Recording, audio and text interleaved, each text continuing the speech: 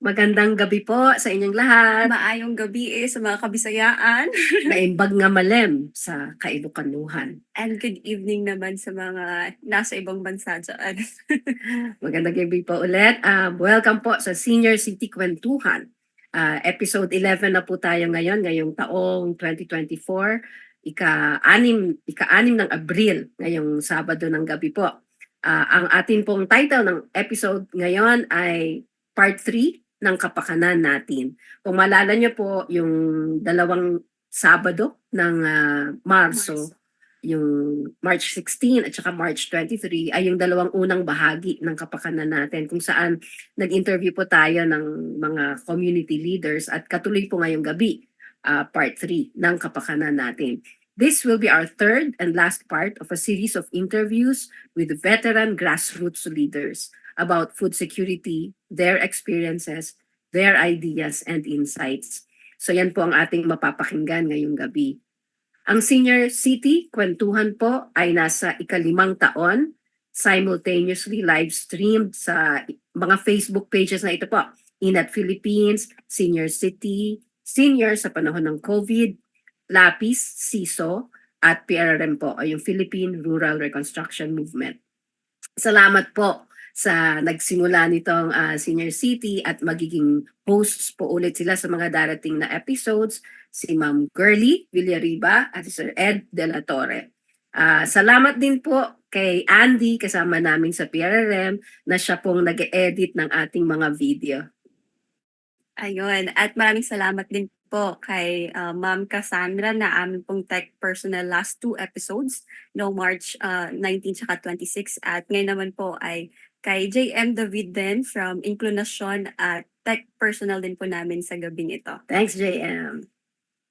Okay po. So ngayong gabi po, meron po tayong makakapanayam, mapapakinggan na dalawa pong leader komunidad mula sa hanay ng mga mangingisda at ng mga magsasaka, isang organic farmer leader po. Sila po ay si Ka Arnel at si Ka Nemi. Yun. At bago po ang lahat, maliban po doon sa aming mga speakers po ngayong gabi, meron din po kaming ipapakita sa inyo na clip from the Way Forward. Short clip lang po ito para po sa aming kampanya sa Mana Natin ito. At bago ko po ipakilala ang aming first speaker, ako nga po pala si Berna Osorio. Ako po si Kai Santos. Kilala niyo naman po na siguro kami kasi kami po yung mga nasa mukha ng Senior City for the past 2 episodes. At ngayon ay pangatlong episode na kami po ang nag-host. So, ayan, hindi ko na po papatagalin pa. Ang una po nating speaker sa gabing ito ay si Ka Arnel. And siya po ay ang presidente ng Pumalo MV. Isa po itong organisasyon ng mga mangingisda. At siya po ay taga Cavite City, Cavite. So kung hindi nyo rin po itatanong, ako ay from Cavite din sa bayan ng Trece Martires City. Ako rin po ay taga Cavite, pinanganak sa Cavite City, kababayan po si Ka. At ako pala ay nandito po kami sa bayan ng Solano, sa lalawigan ng Nueva Vizcaya. Dito po sa Region 2, Cagayan Valley. So pakinggan po natin si Ka Arnel.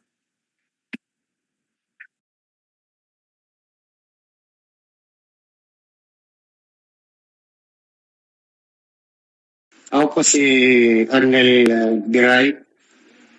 Ako po yung Pangulo ng Pumalo MB o yung pinalakas na ugnayan ng malilit na mga isda na Luzon, Visaya, Mindanao.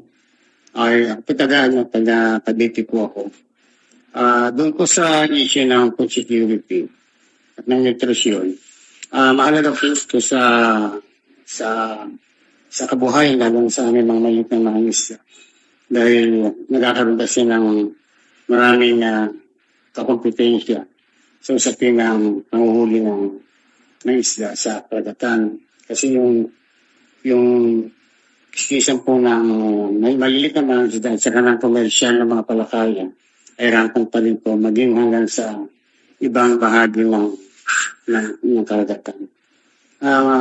Okay, sa aming po sektor, magiging malaki yung aming kabuuan sa hambag sa pag-angarap ng mga ng mga pagkain sa kapagkainan ng aming mga pamilya dahil nagiging malaking sagka para sa buhay namin yung patuloy na pagkawasak ng mga critical na ekosistema, direktang epekto para sa panguhuli namin ng isda, pati sa aming mga kabuhayan. At doon naman po sa pinang kung ano yung mga maaari makatulong sa paglutas ng mga issue ito. Una, siyempre yung ating pong mga nasa nanunungkulan, ay siyempre kailangan po yung talagang maging sincere sila doon sa tinatawag na political will ng bawat isa. At hindi lang po siguro yun, maging siguro sa mga kalyadong mga kasama, mga NGO, pribadong sektor, kailangan siguro magtulong-tulong, magsama-sama na protektahan talaga yung integridad ng yamang dagat at ng baybayin. Kumbaga, kung may mga proyekto, may mga programa, ang bawat pamahalaan, lalo na dun sa pagde-develop ng mga coastal resource management, ay malaking magiging ambag sa kabuhayan ng mga maliit na mga isla upang magkaroon ng kabiyakan sa kapagpagkain ng mga maliit na mga isla. At doon naman po sa pinang paano natin mabibigyan ng kalutasan para yung kaalaman ng kamulatan ng komunidad ay mas maging aware sila. Siguro mas kailangan pa yung programa kung meron man yung mga munisipyo, particular sa mga coastal area, yung information education campaign na kung ano yung talaga, ano talaga yung kalagayan ng mga pangisdaan sa ngayon, dahil sa Pilipinas. At sa mga sa iba pang sektor ng lipunan, katulad ng mga kabataan, malaking may ambag ng kabataan sa ngayon dahil una, sa kagaya namin na kami po ay matagal na rin sa ganitong pakikibaka, hinahangad din namin na magkaroon ng tinatawag namin mga second lining at ang isang pinakamagandang pwedeng gawin ng mga kabataan sa ngayon ay magkaroon sila ng paglahok. Lumahok sila sa mga isyong pangkungdaran at lalo ngayon siguro maging isang matindad na pangarap na rin ng mga kabataan yung paglahok dito sa tinatawag na yung kasi matutag na yung malapit na naman yung eleksyon. Siguro yung testing ng election. Kailangan siguro. Sa kabuuan, mayroon kasi dapat talagang tiyakin ang ating pamahalaan upang matiyak yung food security ng bansa. Hindi lang siguro sa sektor na ng mga marinista, pag sa iba pang sektor. So, mahalaga talaga yung pagkakaroon ng political will ng kulito, ng kulang, at hindi lang siguro sa mga kulang, maging sa iba pang mga sektor na maging aware sila, lalo na yung mga may business, mga plastic, for example, yung styro na nagiging malaking bahagi ng kasiraan ng ekosistema ng pangisdaan, na kung saan yung aming kabuhayan, pangulan isda, ay nagiging malaking epekto lawan ng mga pollution. So, iba pa yung usapin ng mga illegal fishing at iba pa rin yung usapin ng mga katulad ng climate change. May malaking bahagi niya doon sa tinatawag na food security.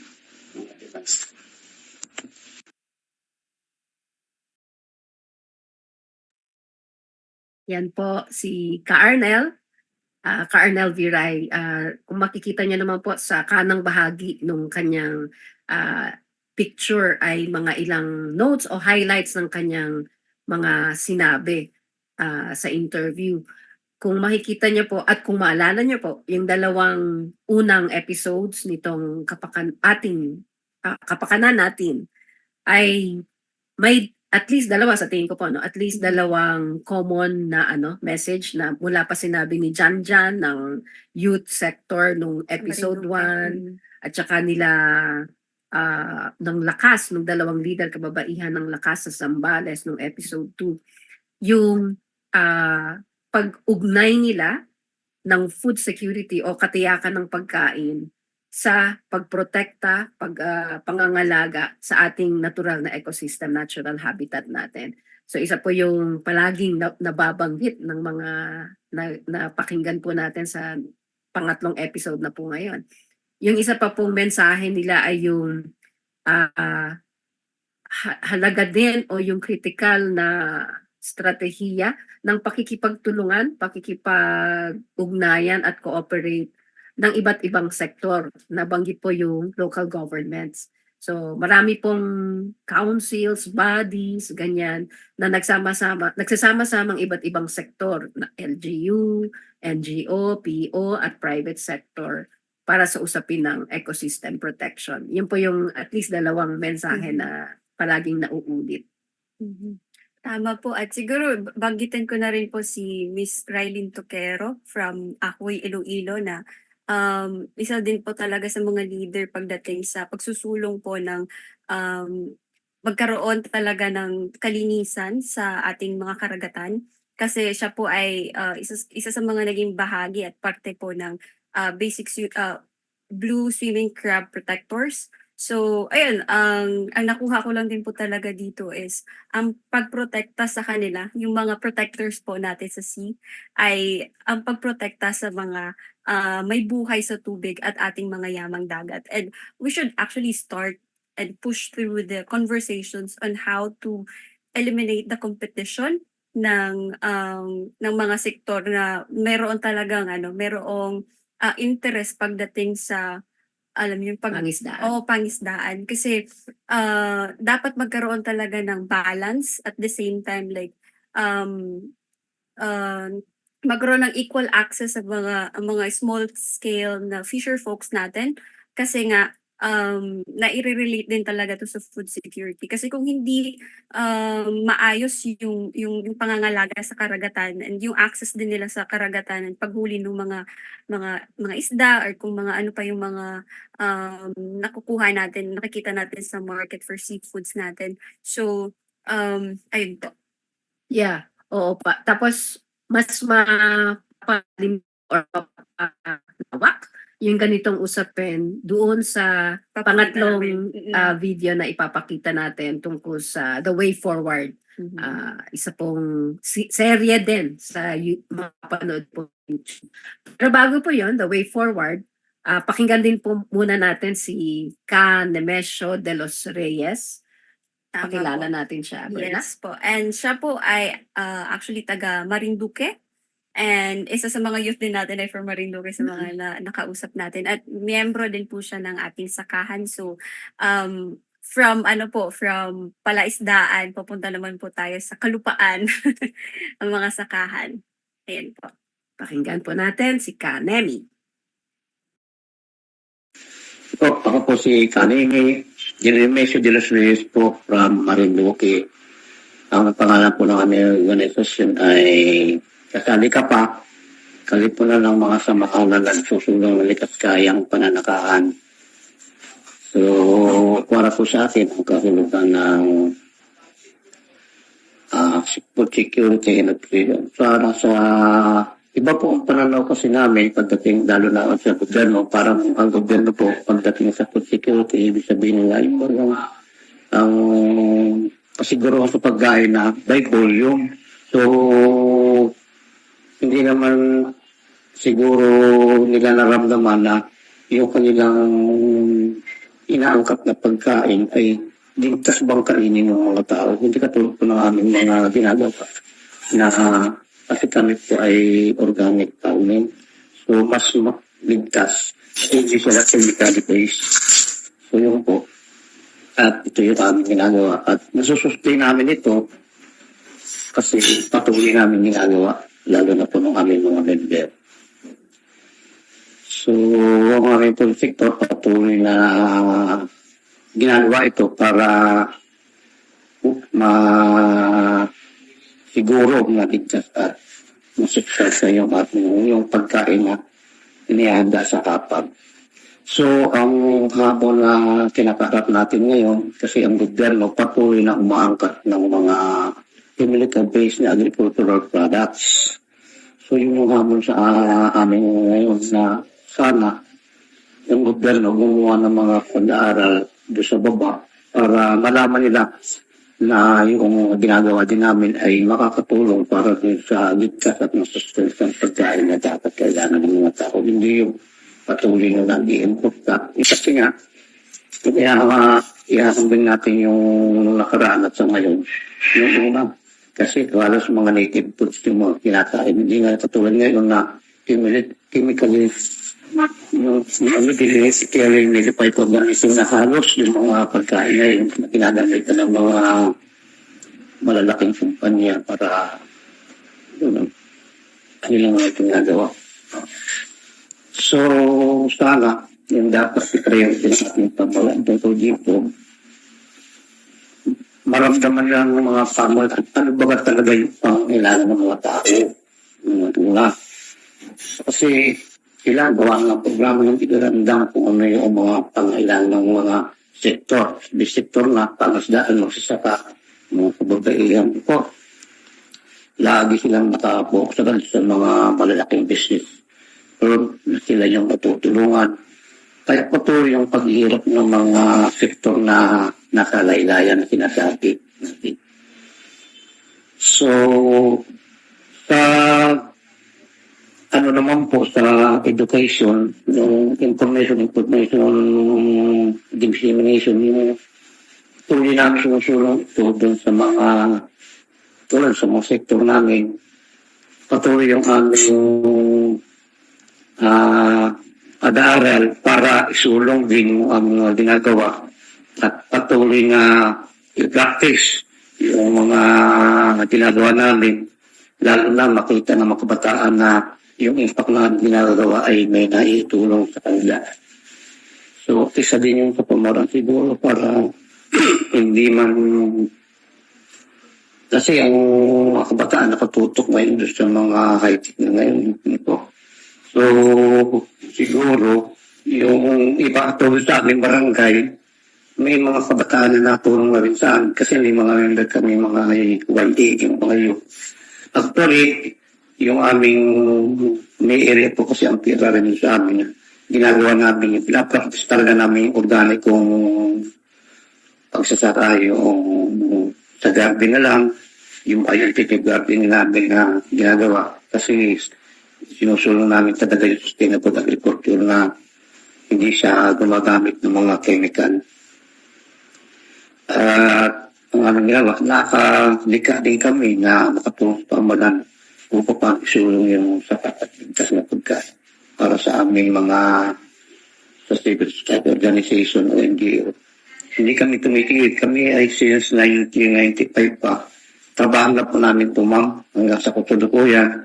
Kaya ngayon, hiniman nga namin yung mga ginagawa sa tumatil kami dito. Sa pinagtay ng aming mga ibang mga gagawain para patuloy maging sustainable ang mga ginagawa.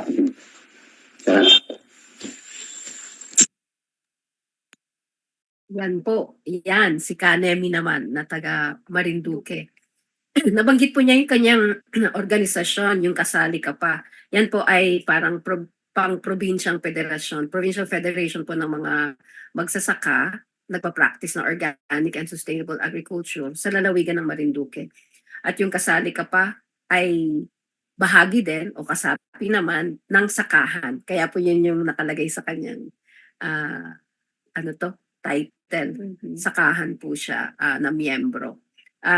Yung nabanggit din ulit ni Kanemi at ng mga nauna pang napakinggan natin sa mga episodes ng kapakanan natin ay yung kung maalala niyo po, yung role ng kabataan. Pero parang si Berna dapat ang magsalita tungkol doon. So ang sasabihin ko na, ulitin ko na lang sa mga naalala ko sa binanggit ni Kanemi ay yung sinabi ng sapat, ligtas, at masustansyang pagkain. Yun po ang para sa kanya na sinabi niya ay food security. Hindi lang sapat na ang volume o ang dami, kundi ligtas siya. Hindi pinuruhan ng chemical at masustansya. Ibig sabihin, may nutrition, balanced nutrition at lahat ng minerals na kailangan ng ating katawan ay makukuha natin sa ating pagkain. So yan yung food security na binabanggit ni Kanemi. At dyan po sa sinasabi nating food security na sapat, ligtas at masustansya, marami na pong maliliit at malalaking pagkilos o mga small movements around itong food security and nutrition. Kahit po siguro sa mga sarili ninyong probinsya o sa sarili ninyong mga syudad, merong mga maliliit, formal man o informal na mga movements for food security and nutrition. At baka yan po, tignan natin kung paano tayo pwedeng makatulong or makipag-ugnayan sa kanila para mas mapalawak, mas ma-mainstream natin itong hindi lang itong konsepto na to, kundi yung practice of food security and nutrition, producing it, a sustainable consumption, at yung distribution, equal distribution para sa lahat ng mga nangangailangan ng nutrition at sapat na pagkain. Bernadette. Buong-buo po, ma'am. So, ayun po, hindi naman po may pagkakaila na kasi nabanggit po ni Kanemi na he is from Marinduque, and ang Marinduque po ay madaming natural resources talaga.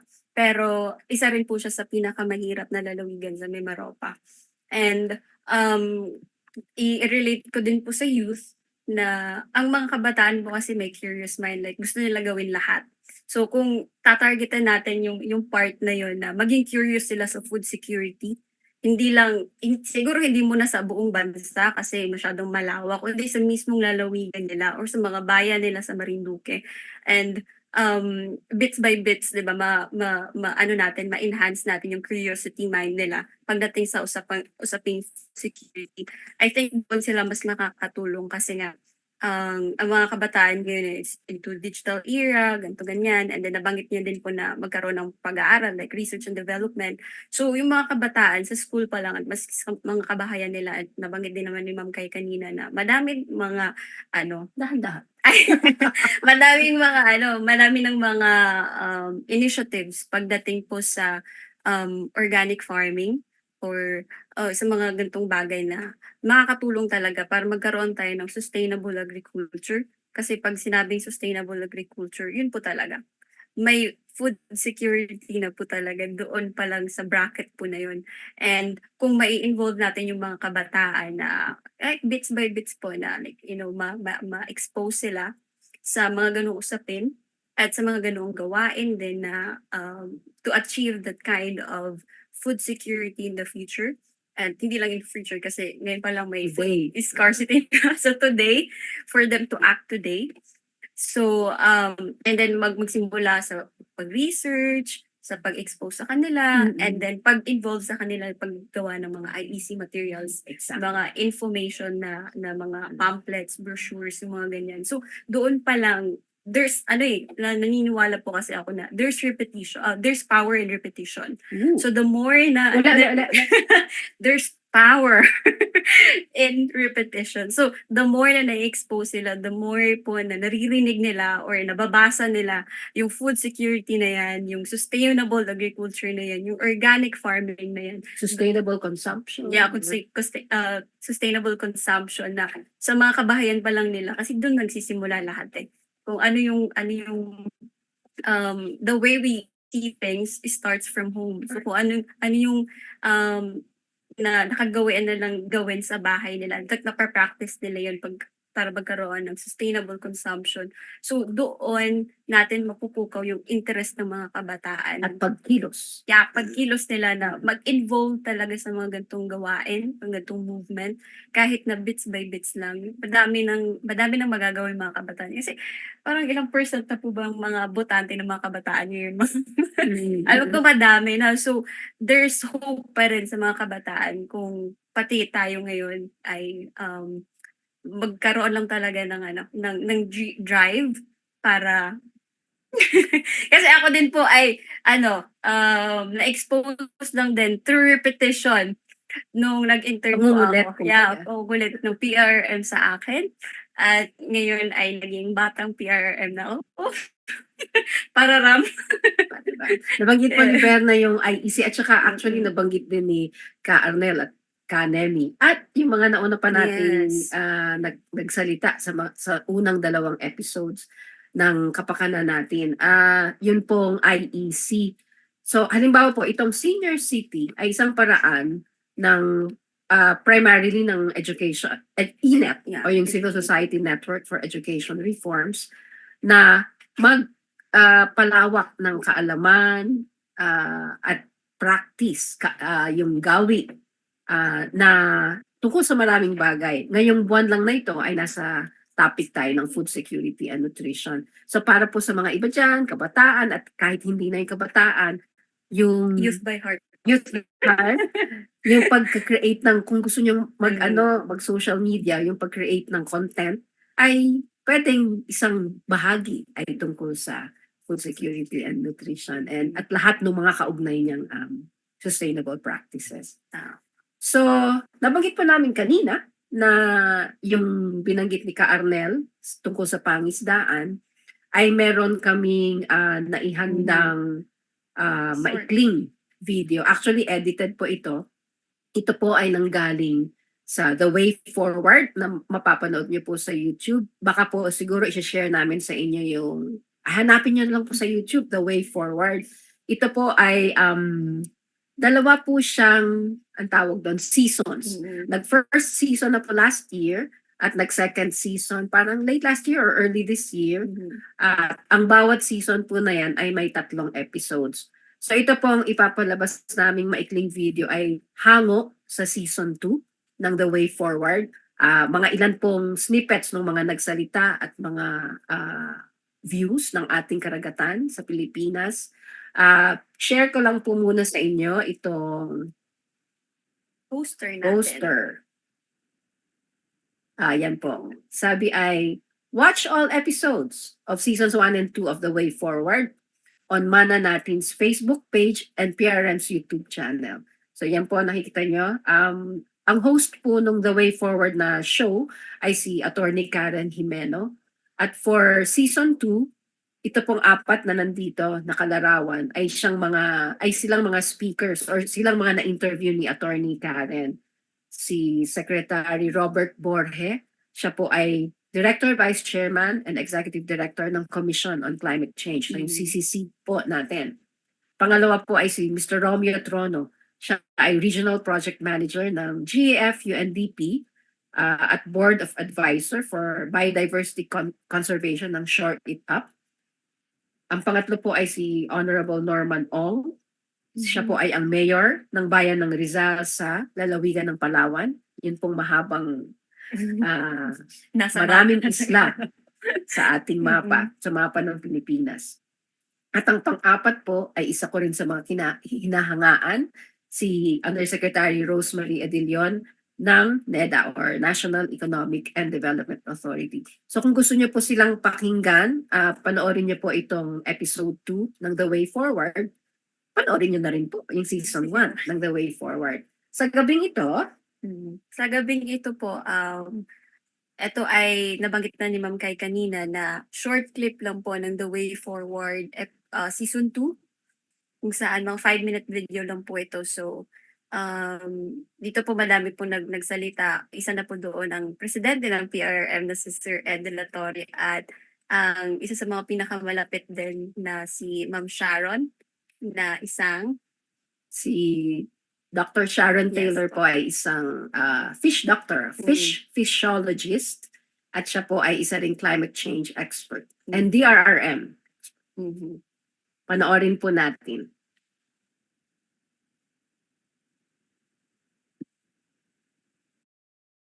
As an archipelago with the 5th largest coastline in the world, oceans for Filipinos mean our lives.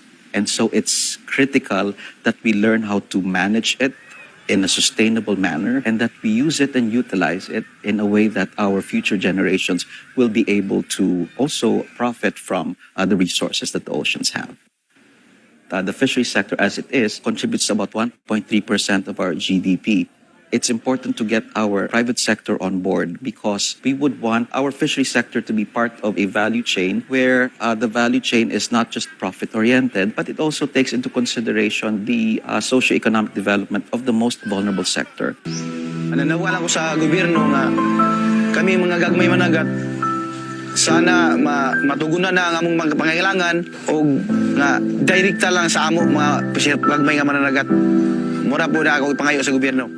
And in terms of food, there's about half of the world's population, about 3.3 billion, actually depend on fish and other marine products as their source of protein. So can you give us an idea of what these biodiversity conservation methods are? Formulating integrated coastal management plans for a broader management area. Because we all believe that these marine ecosystems have or provide communities a lot of ecosystem services like food security, like, we know coral reefs. If you have healthy coral reefs, they serve as barriers to strong storm surges, just like mangroves. We believe that biodiversity is the basic foundation of marine ecosystems. And if you have healthy and productive marine ecosystems, that is when you can derive a lot of ecosystem services like food security, recreation, tourism, fisheries, blue economy. We need sustainable management of our marine resources. Marine resources are not infinite. We need to maintain, conserve, protect our marine resources, which are the breeding and nursery habitats, so we can prevent recruitment overfishing as well. At the moment, the world's oceans are maxed out in terms of the carrying capacity, especially of carbon dioxide. This is where you get ocean acidification. That means coral reef structures will be weakened. I think it's been proposed that by about 2040, 2050, the majority of the world's coral reefs will be in a severe state, in line with the eco waste, solid eco waste law, the RA 9003. We need that implemented at the local level as well as throughout the country as well. Sabi ko doon, isang malaking paglabag sa kalayaan ng mga mangingisda sa atin kung ganito lagi ang mangyayari sa kalakaran sa pagitan ng China at ng Pilipinas.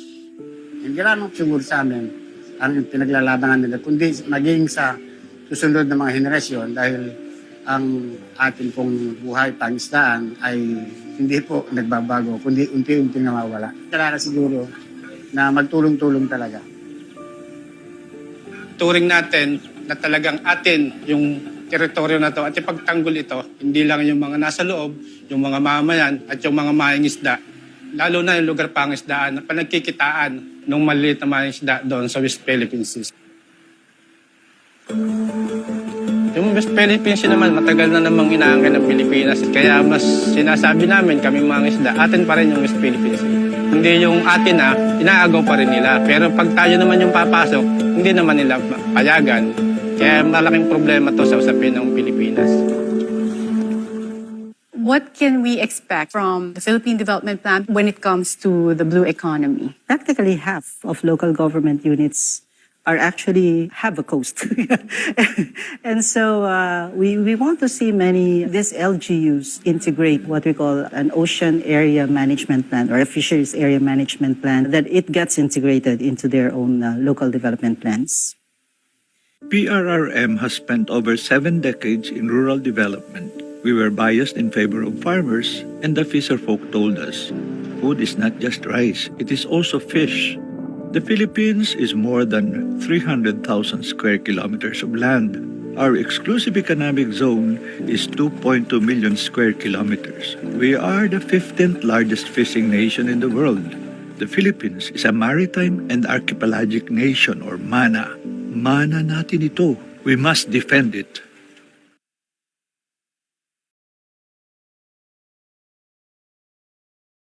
At yan po yung maikling video ng The Way Forward. Marami pong mga usapin kung napansin niyo. Maraming usapin. Food security and nutrition lang pinag-uusapan natin sa 3 episodes na ito. Pero ang dami nang pumapasok na iba't iba pang issues o factors na kailangan din nating pag-usapan at kaugnay ng katiyakan ng pagkain. Pero bago po kami pumunta dun sa listahan ng mga issue at factors na yan, yung isa pong narinig din natin doon sa short video ay si Ka Cesar. at si Ka Arnao na rin. Of course, Dr. Sharon Taylor na nabanggit na rin namin kanina.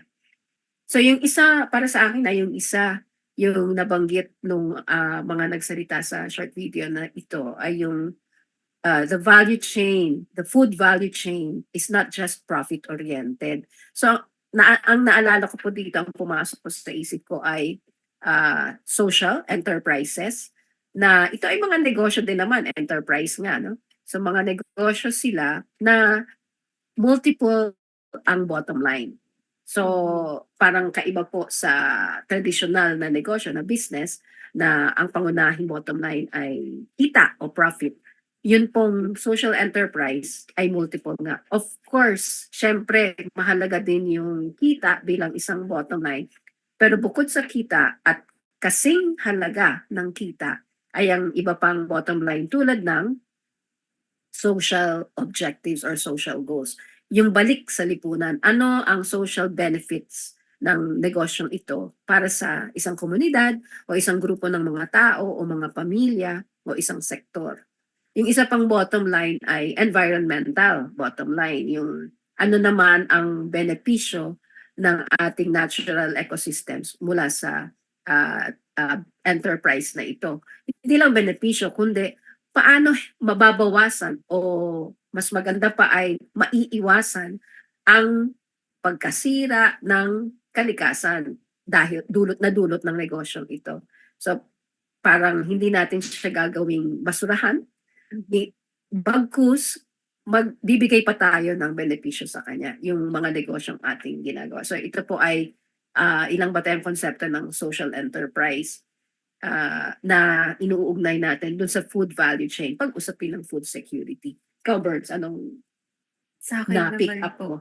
Sa akin naman po, kasi napag-usapan na po natin kanina, food security lang pinag-uusapan, pero parang siya yung center ng web natin, ng web map, na madami pang talaga at maraming factors. Kailangan ding pag-usapan at solusyonan para talaga magkaroon ng direct and indirect solution doon sa food security issues natin.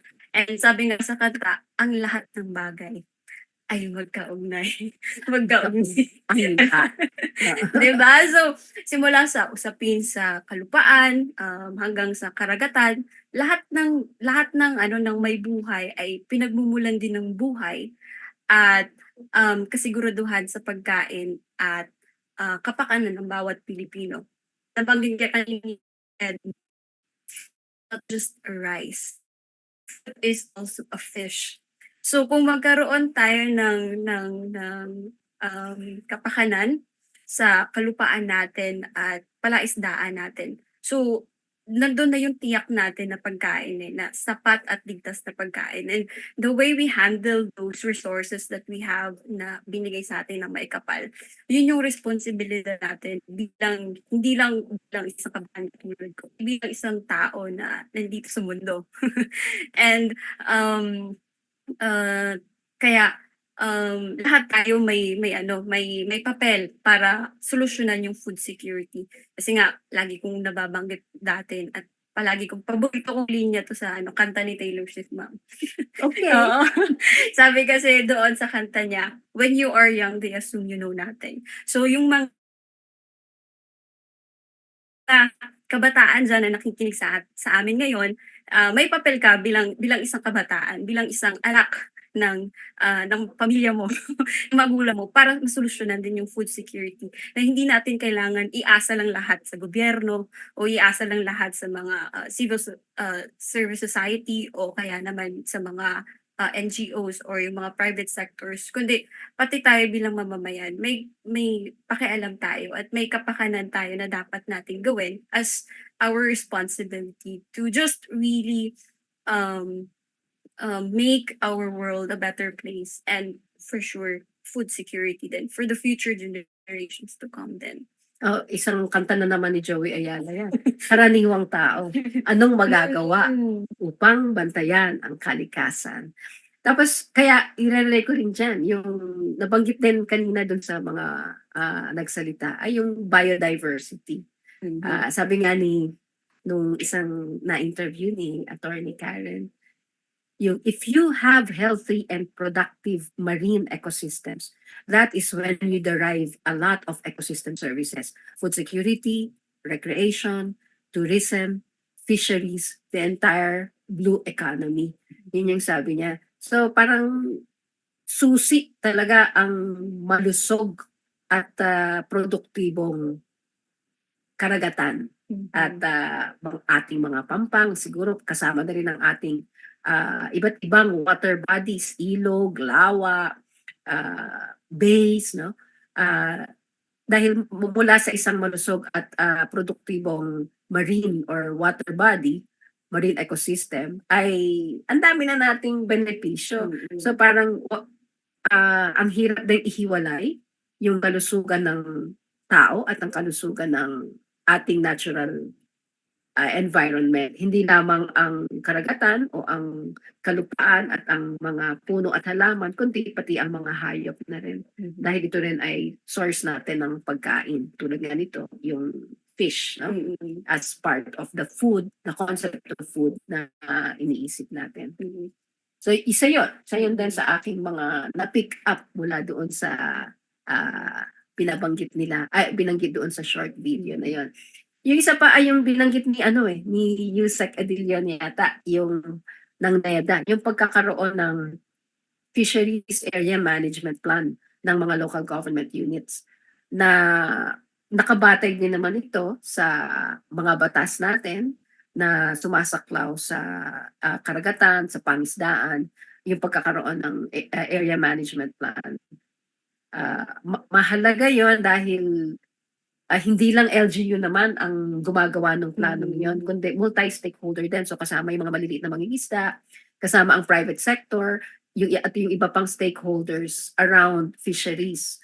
So yun yung mga batas natin. Let us also get to know them para ano nga ba yung pwede nating maging papel bilang karaniwang tao sa pangangalaga ng ating pangisdaan. Meron ka pa, Merz? Yeah, meron pa akong isa, Meron ma'am. pa. Kasi yung short clip na pinakita namin kanina sa The Way Forward, nakalagay doon mana natin ito at nabanggit din po ni Cesar kanina na West Philippine Sea. So, ang stand ko naman po dito, opinion ko lang din naman po, is kahit po na West Philippine Sea, like na doon lang sa West ang diskusyon na to at ang sitwasyon na to, yung mga tao na nasa Luzon, Visayas, Mindanao is dapat magkaroon din talaga ng interest at support na ibibigay doon sa mga nasa mga first hand na nagkaroon ng experiences pagdating sa pagsusulong sa West Philippine Sea na atin ito. Kasi yung usapan sa West Philippine Sea, like hindi lang naman resources yung pinaglalaban natin doon, kundi yung atin talaga, yung parte ng Pilipinas is mawawala kapag hindi natin angkinin ito. And bilang isang Pilipino, kahit na ang layo mo sa West Philippine Sea, dapat tayo din mismo as individual, as Filipinos, is magkaroon talaga ng interest at suportahan din natin yung mga kampanya para sa West Philippine Sea. Kasi malaking bagay po ito sa mga nandun po talaga sa area na ma-receive yung support na yun. Kasi nga, iba, kung hindi natin nakikita lahat ng mga nangyayari nila sa kanila and malalaman lang talaga natin kapag nandun tayo or ma-experience talaga natin kung ano yung na-experience nila. And wag naman sana na ma-experience natin. So the little support, the little campaign then in your areas na magkaroon ng awareness, magkaroon ng interest ang mga tao na kahit na hindi ka mangingisda or wala kang kailangan lang fisher folks, even if you're a farmer or you're a student or you are working in the corporate world, like magkaroon ka ng pakialam, magkaroon ka ng interest doon sa usapin na yun kasi malaking bagay po ito sa mga nasa government and even yung mga NGOs din na tumutulong para talagang ma-resolve yung usapin na ito sa West Philippine Sea kasi nga again mana natin ito. Ngayon, kung marami tayong pwedeng basahin o ma-research tungkol dito, so ine-encourage na namin kayo na magbasa at magsuri pa sa tungkol sa topic na ito. And you develop your own opinions, insights, i-apply natin yung ating critical thinking. At tungkol po dyan, sa mana natin or sa ating ito, dalawa pong movements, pagkilos, magkakaroon din po dito sa Senior City ng series of parang talakayan, discussions tungkol sa mana natin at ating ito.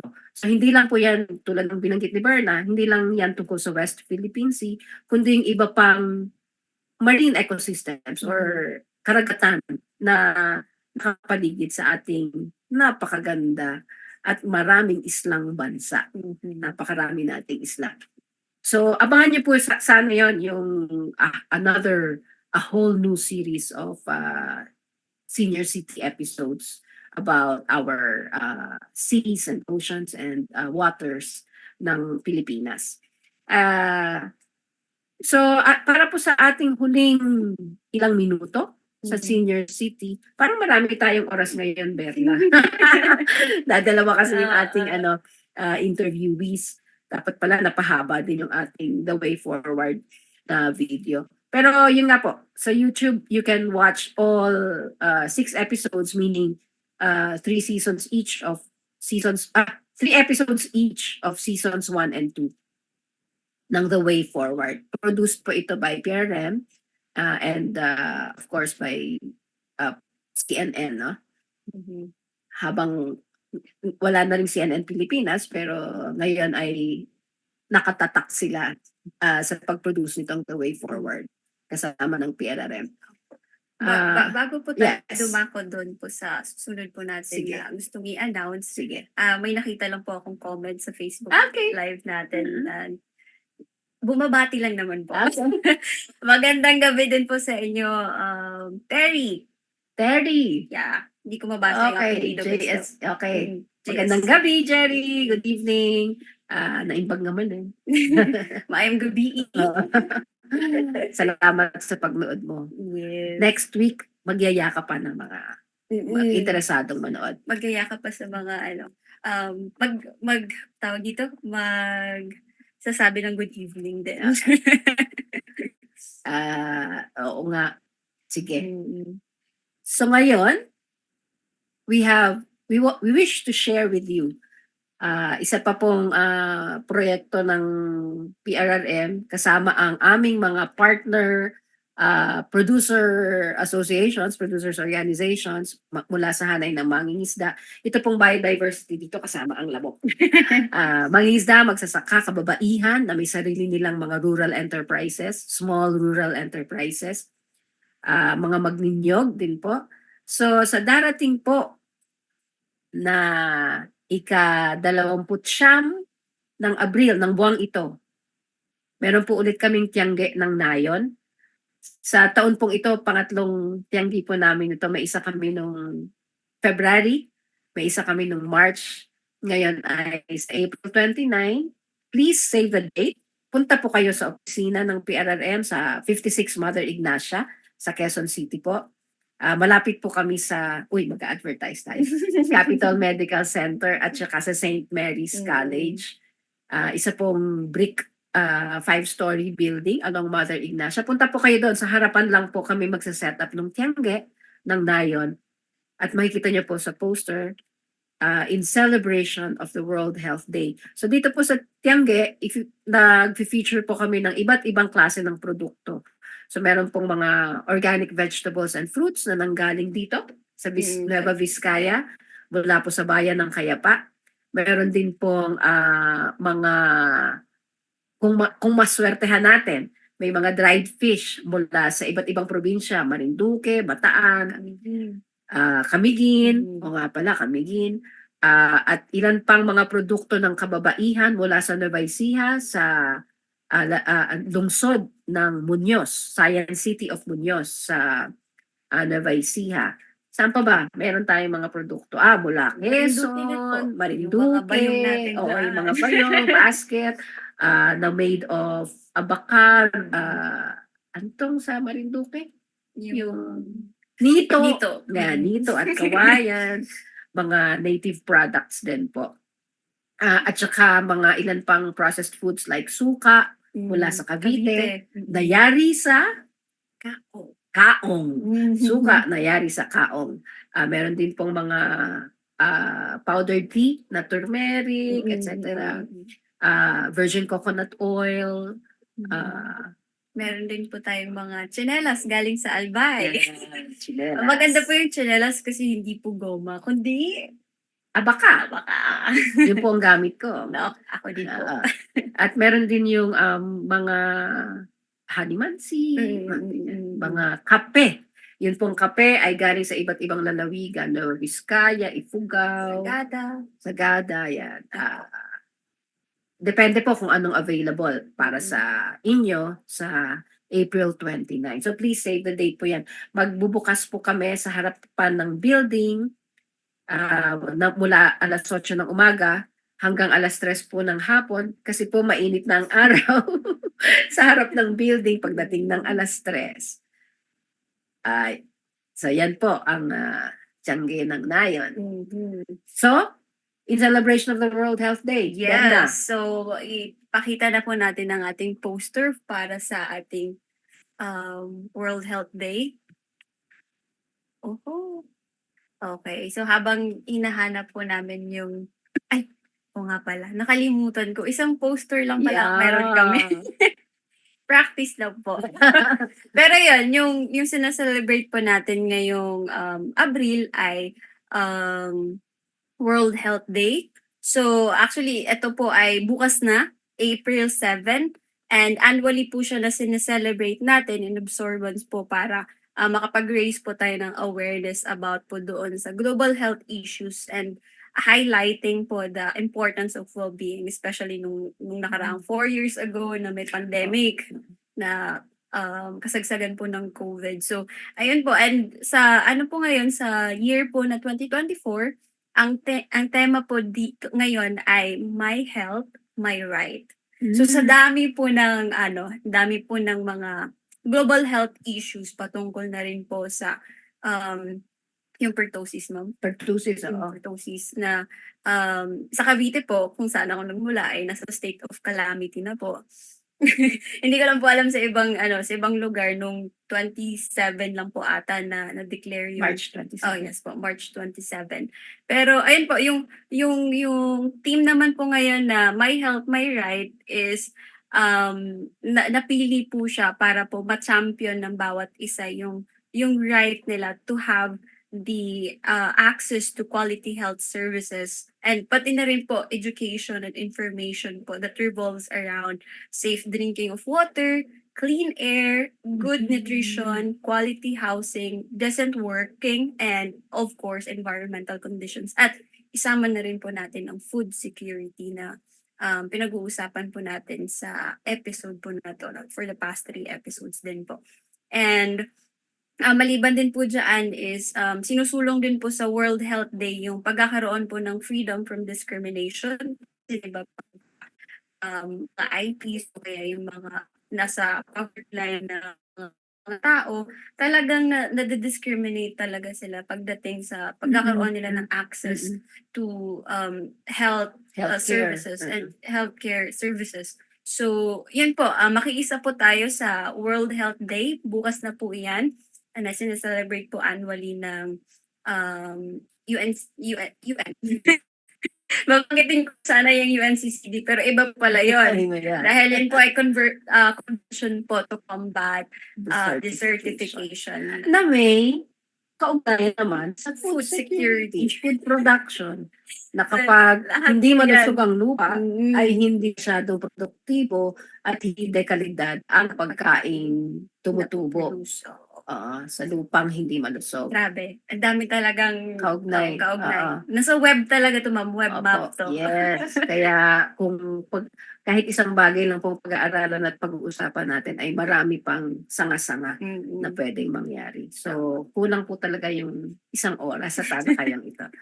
Gayunpaman, sa lalabi pa nating mga minuto, abangan niyo po yung mga susunod na episode ng Senior City Tignan po natin sa susunod na linggo kung food security ang ating pag-uusapan o yung iba pang kaugnay na usapin o topic sa food security.